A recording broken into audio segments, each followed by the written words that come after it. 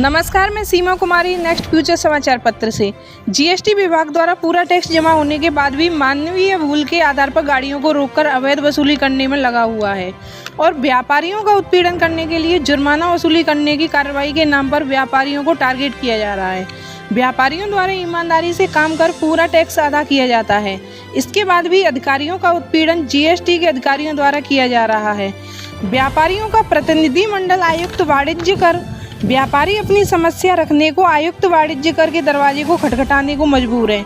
व्यापारियों ने बताया है कि कोरोना काल में भेजी गई धनराशि सभी खातेदारों को उपलब्ध न कराकर अपने चहेतों में बांट दी, जिससे व्यापारियों का करोड़ों का माल प्रभावित होने वाले लाखों खाते खराब हो गए हैं।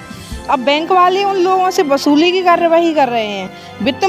वित्त मंत्रालय की सीबीआई जांच द्वारा बैंकों द्वारा दी गई राहत राशि में किए गए घोटाले की जांच करानी चाहिए, जिससे लाखों करोड़ रुपए के घोटाले सामने आएंगे। व्यापार मंडल के प्रांतीय संरक्षक वरिष्ठ उपाध्यक्ष चुन्नीलाल गुप्ता जी, राजकुमार गोयल जी, प्रवीण पंडित जी, संतोष शर्मा जी, आकाश जैन, पवन तोमर जी, नितेश मिश्रा जी, मोहम्मद इस्लाम आदि लोग मौजूद रहे। गोयल जी वरिष्ठ उपाध्यक्ष, संतोष शर्मा जी मीडिया प्रभारी और भरत गुप्ता जी को युवा का महानगर अध्यक्ष नियुक्त किया जाता है। आज व्यापारियों के सामने एक बड़ी गंभीर समस्या खड़ी हो गई है। कोरोना काल में हमारी इंडस्ट्री और हमारे व्यापार बंद रहे लगातार 2 साल तक। बहुत सारे व्यापार तो ऐसे थे जो 2 साल अपनी दुकान खोल ही नहीं पाए। 22 लाख करोड़ रुपए आदरणीय मोदी जी ने, वित्त मंत्री जी ने बैंकों को भेजे। वो रुपए उन लोगों को देने थे जिनके बैंक में अकाउंट चल रहे थे, लोन अकाउंट चल रहे थे, और उन अकाउंटों को 10% 20% पैसा दिया जाना था, जिससे उनके अकाउंट रेगुलर रह जाए और वो लोग नए सिरे से अपना व्यापार शुरू कर सकें। वो पैसा पता नहीं कहाँ चला गया। और आज जो लॉकडाउन में हमारे कारोबार बंद रहे थे, उन व्यापारियों के खाते एनपीए कर बैंक वसूली की कार्रवाई कर रहा है। हम केंद्र सरकार से मांग करते हैं कि उस पैसे की सीबीआई जांच करवाई जाए, जिससे लाखों करोड़ों रुपए के घोटाले का उजागर होगा। और जिन व्यापारियों के और उद्यमियों के मकान नीलामी पर बैंकों ने लगाए हैं, उन मकानों को रोकने के लिए नए सिरे से उनके लोन दोबारा रिस्ट्रक्चर किए जाएं। यदि सरकार हमारी इस मांग को नहीं मानती है और हमारे व्यापारियों के मकान, दुकान और फैक्ट्री पर आँच आती है, तो व्यापार मंडल सड़कों पर उतरकर पूरे दमखम से इसका विरोध करेगा और एक भी व्यापारी का मकान, दुकान या फैक्ट्री नीलाम होने नहीं देगा। उद्योग व्यापार प्रतिनिधिमंडल से विदेश का वरिष्ठ उपाध्यक्ष था। आज माननीय अध्यक्ष जी ने इस आगरा महानगर की समस्याओं को देखते हुए मुझे बहुत बड़ी जिम्मेदारी दी है। मेरे को विश्वास प्रकट किया है कि मैं जनपद आगरा को, आगरा के उद्योगों की रक्षा करूंगा, आगरा के व्यापारियों के मान सम्मान के लिए खड़ा रहूंगा। मैं आपके चैनल के माध्यम से इस शासन प्रशासन को बता देना चाहता हूं कि आगरा में व्यापारियों का हित न होने दूंगा, न देखूंगा।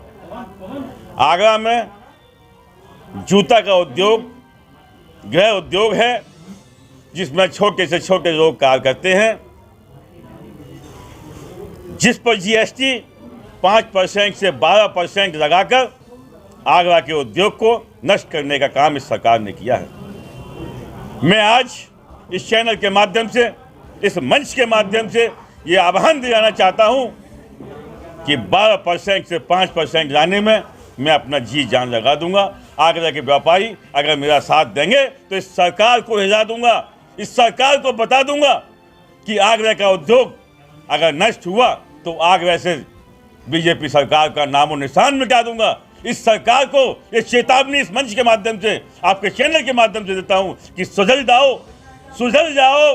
ये बीजेपी वालों, आपने वादा किया था कि हम उद्योगों को बढ़ाएंगे, हम जीएसटी को कम करेंगे, तो फिर ये लघु उद्योग जिससे आगरा चलता है, आगरा का एक एक बंदा इससे रोजगार पाता है, इसको 12% क्यों किया गया?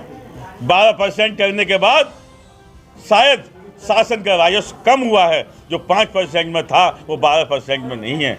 मैं आज इसके अलावा पेठा उद्योग, आगरा की व्यापारियों की समस्याएं, जो तानाशाह लोग, जो अपराधी लोग व्यापारियों के साथ गलत कर रहे हैं और जो अधिकारी लोग इस भ्रष्टाचार को पढ़ना पा रहे हैं वो सुधर जाएं, वरना व्यापार मंडल खदेड़ खदेड़ कर मारेगा, इनको खदेड़ खदेड़ कर भगाएगा, इनके जांच कराएगा। मैं शासन से ये चेतावनी देता हूं आपके मंच के माध्यम से कि मेरा व्यापारी सदा सदा सच्चा है और राजस्व की प्राप्ति कराता है। अगर सीबीआई जांच हो तो इन IAS PCS अधिकारियों की हो, इन भ्रष्ट नेताओं की हो, इन केंद्रीय मंत्रियों की हो, इन विधायकों की हो, इन सांसदों की हो, ना कि मेरे व्यापारियों की। व्यापारी एकता